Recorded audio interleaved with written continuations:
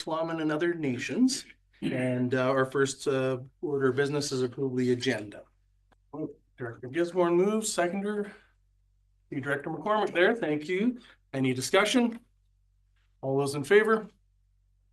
Motion's carried unanimously. Thank you. Adoption of the minutes from our last June 24th. It seems like a long time ago. Are there any errors or omissions? I don't see any.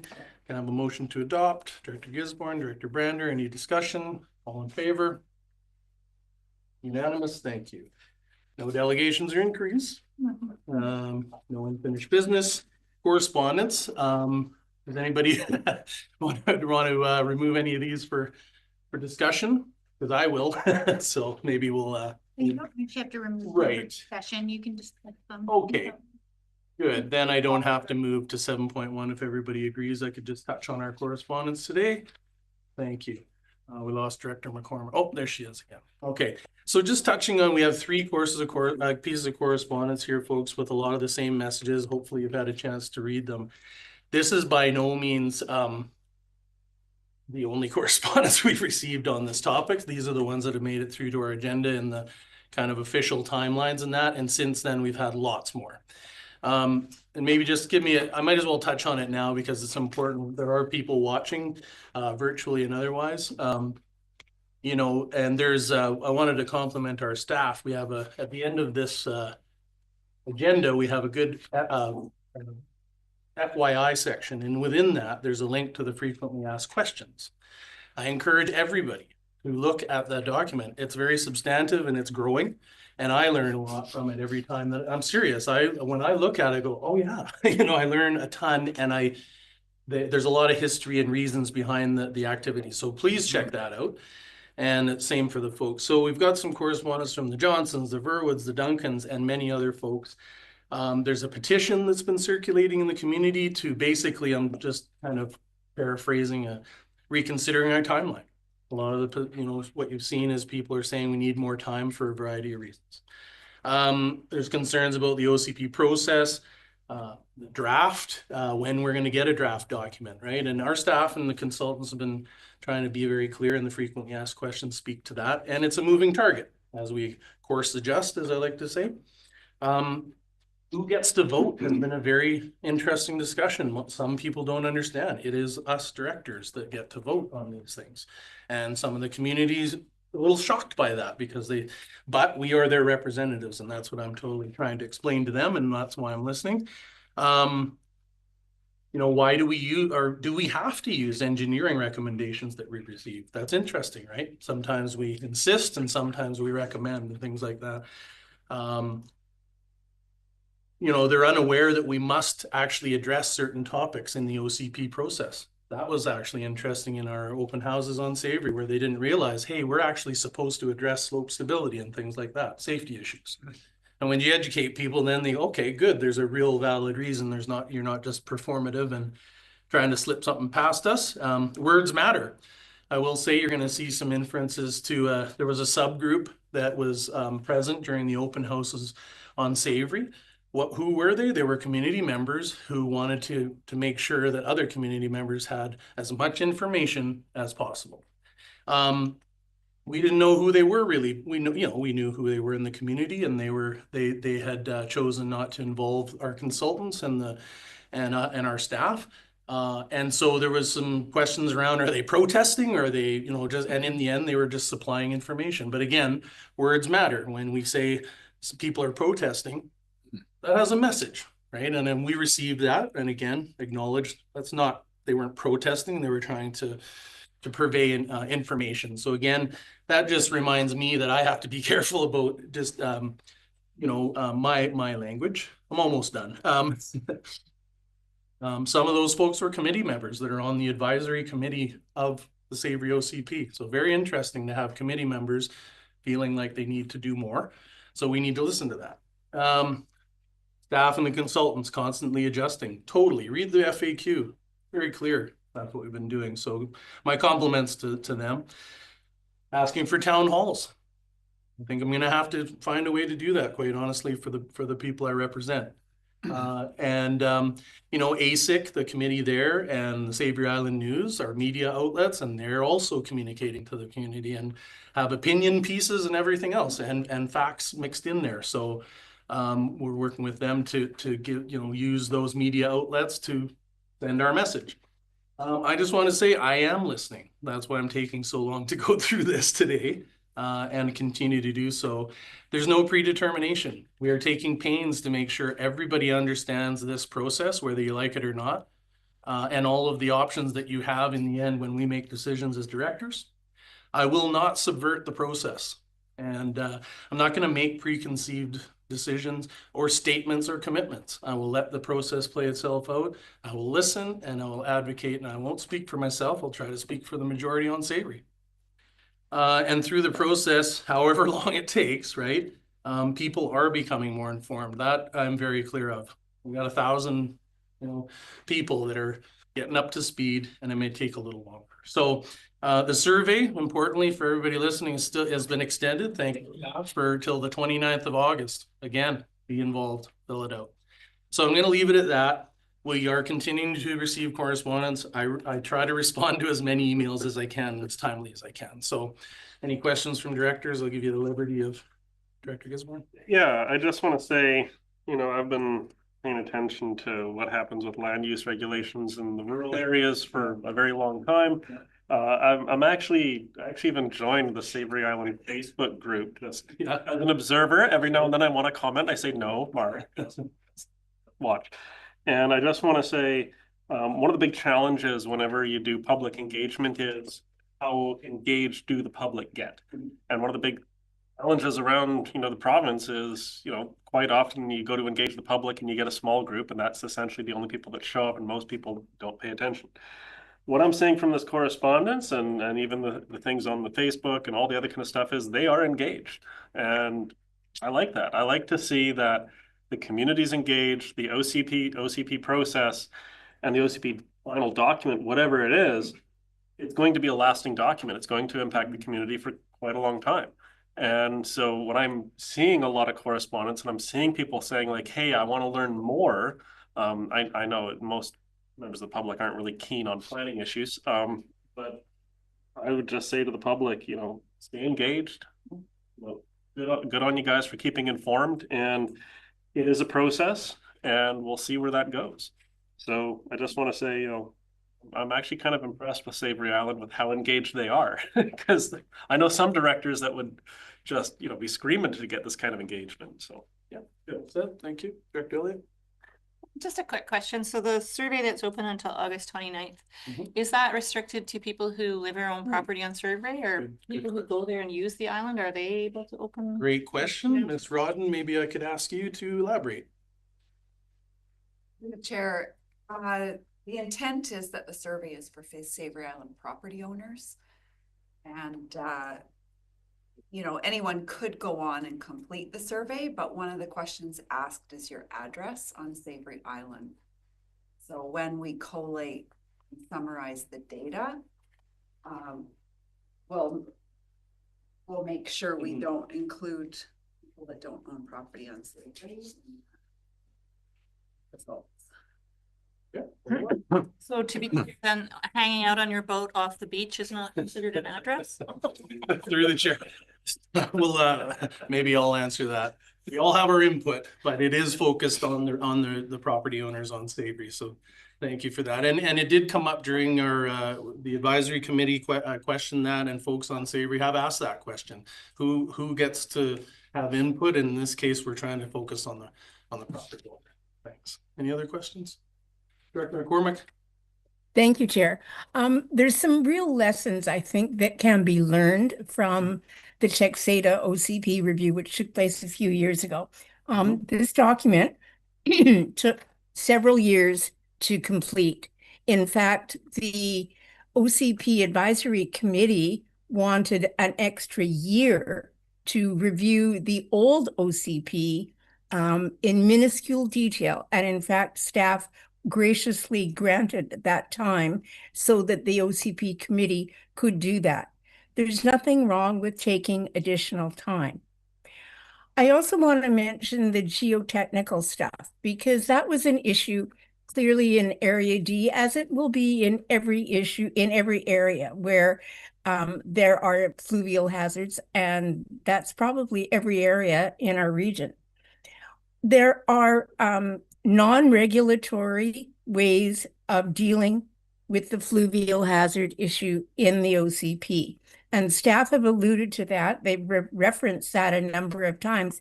But I just want to read you the line in the Texada OCP that could help alleviate some concerns. Thank you. There are no regulations in the Texada OCP regarding fluvial hazards. And what it says is site-level geotechnical assessments are recommended for subdivision and development proposals to ensure that buildings, roads, and waste disposal systems are properly sited to protect the development from hazardous conditions and to protect the environment from harm. It's stated very clearly, but there are no regulations, and I believe Savary, if the people so choose, could do a similar phraseology. So there are ways of dealing with the things that people are really concerned about. I think it's okay to take more time. And I also think it's okay to reference fluvial hazards without requiring regulations or development permit areas. So there's some lessons to be learned from what happened on Texada. The OCP is widely supported in the community, had great support from the advisory committee, and is still referenced to this day on a number of topics, most recently about Lot 6 and waste disposal. So I just encourage people to keep an open mind and take the time that people feel is necessary to do the detailed work, to have the community consultation. We did have town halls or community-wide meetings on Texada regarding the OCP, and they were very successful. So lessons to be learned, and I hope that this is helpful as the OCP process moves forward on Savary. So those are my comments, Chair. Thanks. Thank you, Director McCormick. You sound like you actually could have been in attendance at our open house on Savary last month, because we did hear from several folks. And again, back to the point, people are paying attention big time. They referenced the Texada process, OCP, verbiage. And again, as I stated earlier, there's a feeling in the community that that's the way this process is headed, but I will not subvert it, right? So I think if you listen to what I'm saying, there is a way to enshrine those recommendations versus requirements, right? And that's exactly what the process is trying to be very clearly identifying right now. So appreciate your comments, and it is a great example. I'm not sure. I think it took 8 to 10 years. Maybe took a little too long, but I'm not sure. Some people said it took a long time. It takes what it takes, and for us as politicians, as directors, that's for us to decide and ask our staff to adjust to that if necessary. So thank you for your comments. Appreciate that. Any other directors? No, we've hashed that one out. Hopefully it made sense to people listening. Thank you for your time on this. We'll move on to reports. We have 8.1. It is a notice of work for a sand and gravel permit. Electoral Area C, there's recommendations with 3 points there: a vegetative screen being maintained on Duck Lake Road, and adjacent private properties. Restoration and rehab is performed as opposed to such action at the time that's completed, of course, and a riparian area assessment by qualified professional. Director Brown, are you moving this? Yes, I am. Thank you. Do I have a seconder, Director Gisborne? Discussion? Right on the boundary of B and C. Okay. Yeah, seeing no discussion, all those in favor? Carried unanimously. Thank you. And on to 8.2. Director Gisborne, go ahead. Yeah, I was gonna ask a question before I moved this. Okay. There's 2 clauses or 2 conditions. The second condition, the applicant obtain a site level assessment conducted by a qualified professional to assess the flood hazard at the rear of proposed lot 1 prior to final subdivision approval. Do we need to have that in there? Is that a requirement, or could we choose to opt out of it? And I'll give my reasons why if it's a possibility. Well, I'm going to defer to staff, our planning staff, and see what they have is what's required or any adjustments? Ms. Roberts?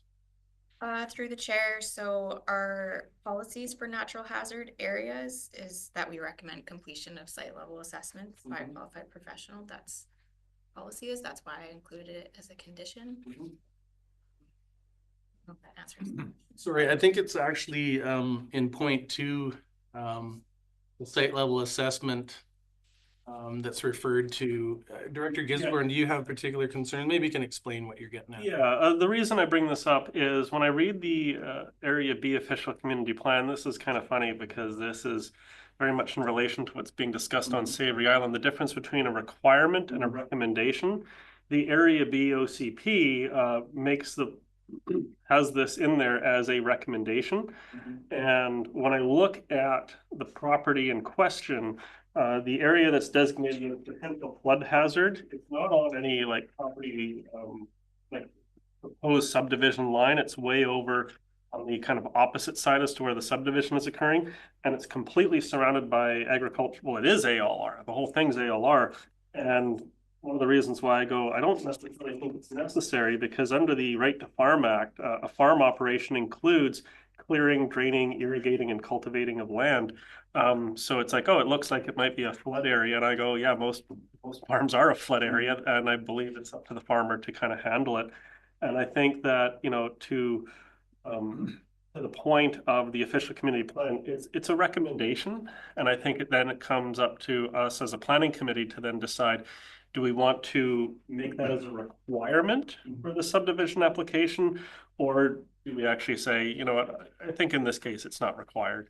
And that's kind of how I feel about it is I know that area, it's farmland. If there's a potential for flooding, I'm sure the property owner is aware. You can't really build a big subdivision on farmland anyways. Maybe I'll ask staff to maybe flush out why we would require versus recommend something like this, and if that's an option for amendment. Yeah, Mr. Roden? Through the chair. The condition is a recommendation because this is a Crown land referral. Okay. So this is the recommended In itself. action is a recommendation. And Ms. Roberts has correctly interpreted the Area C official community plan bylaw, and that policy says that we will recommend completion of site level assessments prior to any development, and development is defined in the bylaw that it means subdivision. So that's why we've included it as a condition. Whether the ministry will require it or not is up to them. Yeah. Okay. Okay. Director Gisborne? I think there might be some confusion.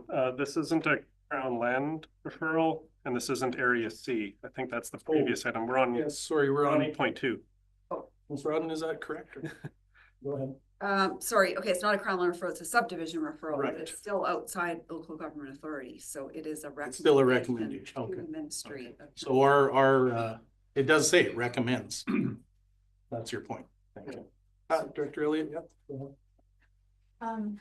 I'm wondering if there are instances where we would provide information about the potential for flood hazards and not make a recommendation one way or the other. And the reason I ask that question is because doing due diligence to make sure that people understand that there is that risk there and that they could potentially get this site level assessment is one thing, but suggesting that it is necessary would depend on what they're going to use it for, right? True, and it does, you know, in my mind, it does relate again to recommending versus requiring, and so the actual 8.2 is a recommendation, but we're saying that we would. Yeah, it is. You see where I'm going? The It's wording is difficult. the wording but for yeah. me is a little bit difficult. We'll let Chris go and flush it out. Yeah, I think I'll actually move it without point number 2. So it's as it is in the package with the requirement of proof of water and septic servicing for each of the existing dwellings and service buildings that meet provincial standards. Okay. Clause 2. Okay, so you're making that motion now. Motion. Okay, I'll second it for discussion. Go ahead. The reason I put this forward is the official community plan does say that, you know, these are things that are recommended, these are encouraged. One of the big discussions that we had in Area B about amending the Area B official community plan to include natural hazard policies was that these wouldn't be seen as like a burden on the community or on property owners, and that these would not become requirements. And when I read that, I go, okay, but we had to put it in there to make sure that the public is aware that there is flood potential in certain areas and that there is dangerous slope in other areas. And in the end, we decided, let's put that in the OCP. So that map is in the OCP. I'm sure the property owner is aware, because it's also in the official community plan. And I believe throughout this process, they've probably read the staff report, which identifies that area as having a potential to flood. But I'll go back to one of the earlier points I said, it's agricultural land reserve. You know, you're not going to see an apartment building or anything like that. And one of the things under right to farm is a farmer has the right to clear, drain, irrigate, and cultivate the land. And most land that is designated as having a flood risk, that's also ALR, that's what we call prime agricultural land. That's where the good growing happens. So in my opinion, I think it should be left up to the farmer, the property owner to assess that kind of flood thing. If it wasn't ALR and it was an area where there could be some more development potential, I would be more inclined to actually have that as a potential requirement. But the way I read this, I think it's not necessary. So I'm happy with it with just requirement 1. Anyone else for comment? I'll just add myself that at 255 of the OCP under natural hazard policies exactly says what staff has said, recommend completion of these assessments. And I think maybe where we're getting hung up is, even though it says in the original motion that we are recommending, the actual point 2 could say that we recommend they obtain that. So we could defeat this motion to eliminate it and add recommend to that if it meets the intent of the director. Just, you know, and maybe I'll just flush it out. Due diligence wise, right back to the principles of our staff and what they're trying to do, I believe. And what we should be doing as directors is that diligent level of awareness for our people, saying we do recommend it, but it is a provincial decision. I think we could actually do both.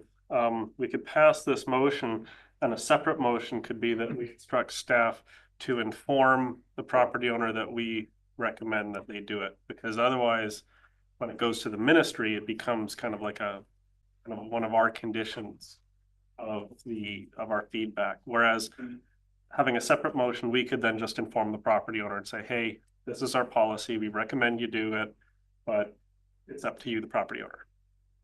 I might ask staff if we see any shortcomings there with that approach, issuing our own recommendation within a provincial process. Ms. Rodden? Through the chair, I don't believe there's any impetus on the property owner to reach out for advice on this. This is an opportunity to make them aware. And I think that the ministry is probably going to require it anyways, because they definitely are concerned about due diligence on any type of natural hazard areas.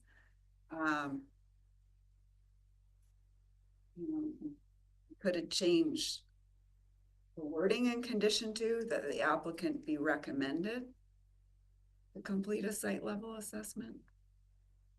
Thank you. I mean, that to me, just honestly, to the director with the motion on the table, to me, that makes sense. It's very clear, even more clear. We have a recommendation and within that specific ones. And I think that I'd hate personally straying into issuing directives from us regarding a prevent. It sounds like we're getting off of our mandate, but there's a process here. Director Guzman. So then I think it might be in order to have a amendment to include a clause 2 with the wording our planner just suggested, which would say the applicant be encouraged. So maybe if it's okay, we'll deal with the motion that's on the floor right now. We'll vote on that, and then I would like to amend the main motion by adding clause and we 2. can use that way. Or should we? I'm just making sure, right? Because I've done this mistake before. So should we vote this up or down or? Well, I do understand that now with this new information that is different. Sorry. It's okay. So You can take a normally moment. it would not be allowed, but because it is with new information, I'm sorry, I think it might be better. Put you on the spot. I think it might be better to withdraw the motion on the table and move a new motion with the clause how you would like it. Okay. So what you'll need to do is get the planning members to agree to withdraw. And then we can move a new motion with the wording that you desire. To know, so. I'm happy to withdraw. Let's see, Director McCormick, good with you? Director Grounder, good. Okay, thanks for that, folks. I think it's cleaner. Go ahead. Beforehand, Mhm. just sorry, I heard that the applicant be recommended. Go ahead, Director. And I'm gonna check with our planning staff. Could we insert the word be encouraged? Say the applicant be encouraged to obtain a site level assessment. Would that work? That's right. Through the chair, encouraged, recommended. I would say recommended, but it's the committee's decision. Director Guzman, I think it's a little stronger to say recommended myself. I just thought for language, like so one happened, so that's not the other. Well, because it's in policy, that the word recommended matches our Mhm, policy and it is Thank you. best to match policy. Okay, so have you got a grasp on what we've asked? The applicant be recommended. Okay, so we have an amended motion to include Or not amended, we have a new motion, thank you. And the second clause will read that the applicant be recommended to obtain a site level assessment conducted by a qualified professional to assess the flood hazard at the rear of proposed lot 1 prior to final subdivision approval. I'm happy with it. I think I moved that. Okay, do we have a seconder? I'll second it. Thank you. Discussion? Good, okay, put it to a vote. All those in favor? That's carried unanimously. Thanks. Thanks for working our way through that. Nice. No new business. Question period. Mr. Galinsky on the line? Galinsky from the Peak is here, Chair. Thank you very much. The meeting is pretty clear. I don't have any questions this afternoon. Thanks for the opportunity. Thank you. Anybody else online? Before we call this meeting to adjourn, I know we've adopted the minutes, but I did just run into one slight error in the minutes. Okay. It's under item 6. It says at the request of Chair Gisborne, item 6.1 be placed under the heading business arising from correspondence. I do believe it should say the request of Director Gisborne because I don't believe I was chairing that meeting. Yeah. So that's just a clerical. We don't need to, that can be. But thanks, good eye. All right, heading back down here. No proposed in-camera session. We are adjourned. Thanks. See you all tomorrow. Recording stopped. Thanks, Sandy. I missed that one when I first